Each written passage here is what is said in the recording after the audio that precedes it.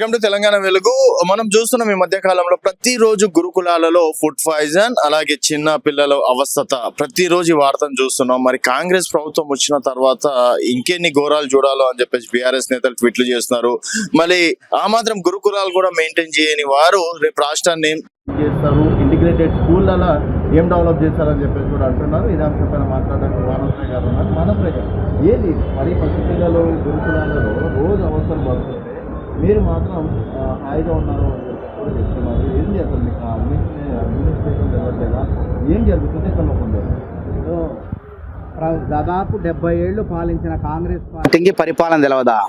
డబ్బులు నేర్పుతారా? అసలు ఈ గురుకులాల వ్యవస్థ మొత్తం అభివృద్ధి చెందింది ఎవరి హయాంలో? కాంగ్రెస్ ప్రభుత్వాల హయాంలో అభివృద్ధి చెందింది గురుకులాల వ్యవస్థ మొత్తం కూడా. అప్పటికే 200 పైచిలకు పక్కా భవనాలతో గురుకులాలని నిర్మించిన ఘనత చరిత్ర కాంగ్రెస్ పార్టీది, కాంగ్రెస్ ప్రభుత్వాలది. ఈ దద్దమ్మలకేం తెలుసు? అసలు ఈ ఆర్ఎస్ ప్రవీణ్ కుమార్ గుండు కొట్టించుకొని గురుకుల కార్యదర్శిగా నియామకం చేసిందే కాంగ్రెస్ పార్టీ 2012 సంవత్సరంలో. ఆయన అనంతపురంలో ఎస్పీగా ఉన్నప్పుడు పరిటాల రవి హత్య జరిగింది. అప్పుడు పరిటాల రవి హత్యలో నీ పాత్ర ఉన్నది అని చెప్పి టీడీపీ కార్యకర్తలే రాళ్ళేసి ఈ ఆర్ఎస్ ప్రవీణ్ కుమార్ని ఉరికిచ్చిండ్రు. ఆ ప్రాణభయంతో ఆర్ఎస్ ప్రవీణ్ కుమారు పారిపోయి తెలంగాణ వచ్చి ఇక్కడ ఉన్నటువంటి దామోదర్ రాజనరసింహ గారిని, అప్పుడు ఆయన డిప్యూటీ సీఎం గా ఉన్నారు, కొప్పుల రాజు గారిని ఆయన దగ్గరకు వెళ్ళి శరణు కోరి నన్ను కాపాడండి, నేను సేవ చేసుకుంటా అని చెప్పి పిల్లలకి నాకు గురుకులాల కార్యదర్శి ఇవ్వనంటే కిరణ్ కుమార్ రెడ్డి గారితో మాట్లాడితే వారికి ఆర్ఎస్ ప్రవీణ్ కుమార్ గారికి గురుకులాల కార్యదర్శిగా ఇచ్చాం. మాలావత్ పూర్ణ ఆనందుల్ని ఎవరెస్ట్ శిఖరం ఎక్కించింది ఎవరిది? ఆ ఘనత కాంగ్రెస్ ప్రభుత్వానిది. కాంగ్రెస్ ప్రభుత్వమే నిధులు కేటాయిస్తే కిరణ్ కుమార్ రెడ్డి హయాంలో వాళ్ళు ఎవరెస్ట్ ఎక్కారు, మాలావత్ పూర్ణ ఆనందులు.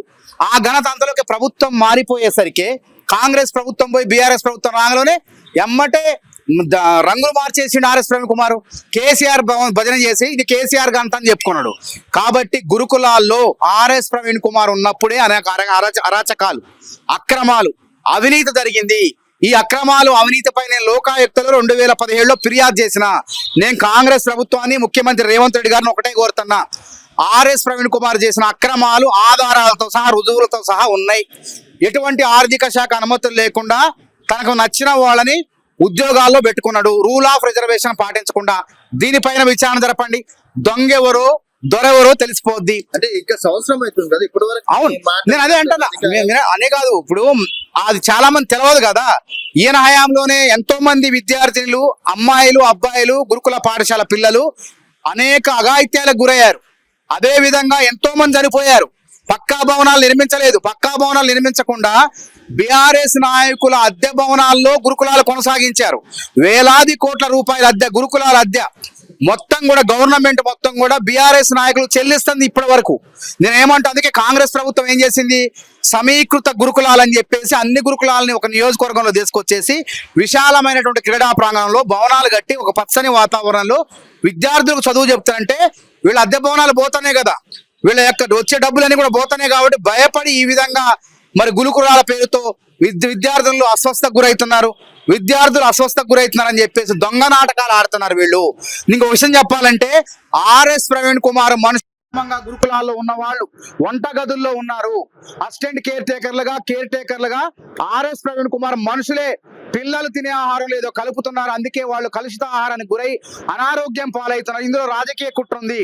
దీనిపైన కూడా రాష్ట్ర ప్రభుత్వం కన్నేసేసి అట్లాంటి దుర్మార్గులను గురుకులాల నుంచి బయటికి తరమాల్సిందిగా నేను రాష్ట్ర ప్రభుత్వాన్ని కోరుతున్నా. అదే విధంగా 3 సంవత్సరాలే ఉండాలి ఏ సెక్రటరీ అయినా కానీ 7 సంవత్సరాలు అనధికారికంగా ఇష్టారాజ్యంగా కేసీఆర్ ప్రభుత్వానికి గురుకులాల్లో డబ్బులు మొత్తం కూడా దోచిపెట్టడం మూలంగా 7 సంవత్సరాల సెక్రటరీ కొనసాగిండు. ఏ సెక్రటరీ కూడా 3 సంవత్సరాలు దాటరు. కాబట్టి తన అనేక కిడ్ ప్రోకు పోల్పడిండు. తన బామ్మర్ది వికారాబాద్ టికెట్ మెరుగు ఆనంద్, మెతుకు ఆనంద్కి టికెట్ ఇప్పించుకున్నాడు. మొత్తం అప్పుడు ఉన్నప్పుడు బీఆర్ఎస్ రంగు పూసుకున్న సెక్రటరీగా మారిపోయిండు. ఇవాళ ఆయన అసలు ఏ హోదాలో పోతారంటన్నా. మేము బీఆర్ఎస్ లో ఏదైనా పిల్లగాళ్ళకి అన్యాయం జరిగిందని పోతే మమ్మల్ని అందరిని అరెస్ట్ చేసేది. ఆ రోజు గడప దొక్కనిచ్చేది గురుకుల గడప. కానీ ఈ రోజు ఏ హోదాలో పోతారు? ఈయన ఎమ్మెల్యేని పోతారా? ఎమ్మెల్యే కూడా చిత్తు కొడిపోయా, ఎంపీగా కూడా డిపాజిట్ రాలేని వ్యక్తి ఏ విధంగా ఏ ముఖం పెట్టుకొని పోతారంట గురుకులాలు? అంటే గురుకులాలు నేను ఆగం చేసిన, నేను ఆగం చేసిన, కాంగ్రెస్ ప్రభుత్వ హయాంలో గురుకులాలు బాగుపడతానని చెప్పి ఆ ముఖం పెట్టుకొని పోతాడా? సిగ్గుండాలి ఆ మాట మాట్లాడటానికి. ఫస్ట్ నీ కింద నువ్వు గురువింద కింద లెక్క మాట్లాడకు, నీ కింద నలుపు తెలుసుకో ఫస్ట్. ఇంత నలుపు ఉన్నది, నువ్వు చేసిన తప్పులు ఉన్నాయి, అక్రమాలు ఉన్నాయి, నువ్వు ముసుగు వేసుకో. అంబేద్కర్ ముసుగులో, దళిత ముసుగులో నువ్వు సెక్రటరీగా ఉండి కేసీఆర్ ప్రభుత్వానికి దోచిపెట్టినవు. కాబట్టి మేమేమంటాం అంటే తల్లిదండ్రులే మాకు చెప్తున్నారు, ఈ ఆర్ఎస్ ప్రవీణ్ కుమార్ సంబంధించిన వ్యక్తులే మా పిల్లల ఆరోగ్యాన్ని చెడగొడుతున్నారు, వాళ్ళు కావాలని కృత్రిమ ఉద్యమం చేసే ప్రయత్నం చేస్తున్నారు. కాంగ్రెస్ పార్టీకి ఎక్కడ కూడా విమర్శించడానికి అవకాశం లేదు. కాబట్టి ఈ గురుకులాల ఆసరాగా చేసుకొని ఒక ఉద్యమం చేసే ప్రయత్నం చేస్తున్నారు. వాళ్ళ పట్ల అప్రమత్తంగా ఉండని చెప్పి గురుకులాల పిల్లల తల్లిదండ్రులే మాకు చెప్తున్నారు. కాబట్టి ఈ యొక్క దొంగ వేషాలు, ఈ దొంగ నాటకాలు ప్రజలు ఎవరు కూడా నమ్మరు. సమర్థవంతంగా గురుకులాలు పనిచేస్తున్నాయి. 1020 గురుకులాలకు కూడా పక్కా భవనాలు కట్టే ప్రయత్నం చేస్తుంది కాంగ్రెస్ పార్టీ. తల్లిదండ్రులు అందరూ ఆనందంగా ఉన్నారు. కాబట్టి ఈ దొంగ నాటకాలు ఆడుతున్నారు, గురుకులాల బాట పడుతున్నారు వీళ్ళు.